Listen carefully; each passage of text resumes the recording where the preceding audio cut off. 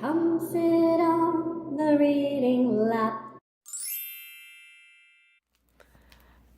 Story number 1, Busy Engines. It was a special day on Sodor. The railway inspector was coming to inspect Sir Topham Hatt's railway. "Thomas, you should be shunting coal trucks when the inspector arrives," said Sir Topham Hatt. "He wants to see busy engines. It's very important."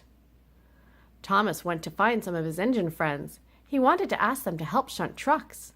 He puffed into Marin Station. Percy was there, waiting for the mail.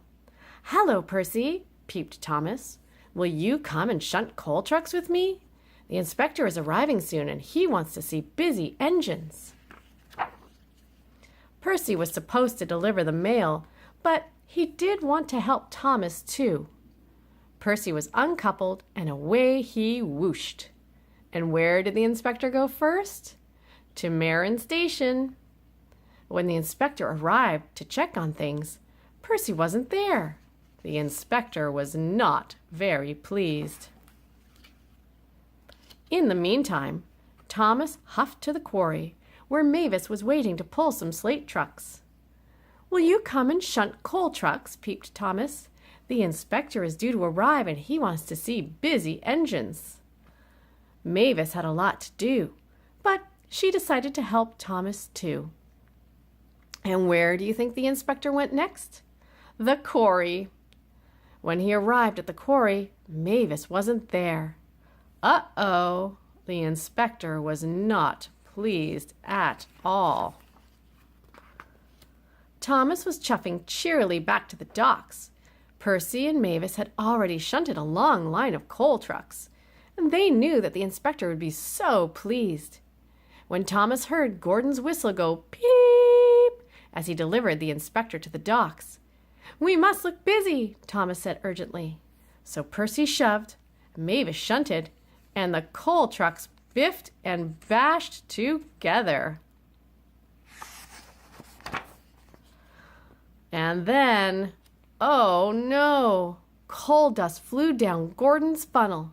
It made him sputter and splutter and cough, and the dust flew back out of his funnel and landed everywhere. Sir Topham Hatt was very cross. "What is going on?" he shouted.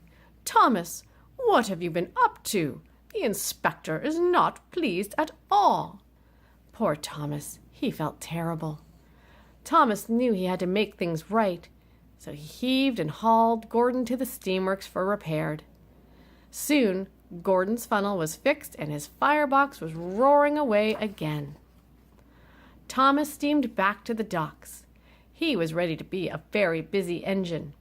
He shunted and shoved until all the trucks were in their right places. He was so busy that he didn't notice that Sir Topham Hatt and the inspector were watching him.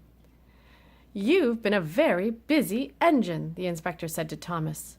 "Next time, Thomas," said Sir Topham Hatt, "remember that you can be a busy engine all by yourself, and a really useful one, too."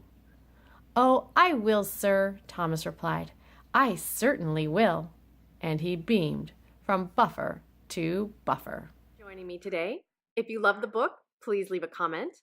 If you have any other great book ideas or want me to read a favorite story, please leave the title in the comment section, and I'll try to get to it as soon as possible. Come sit on the reading lap.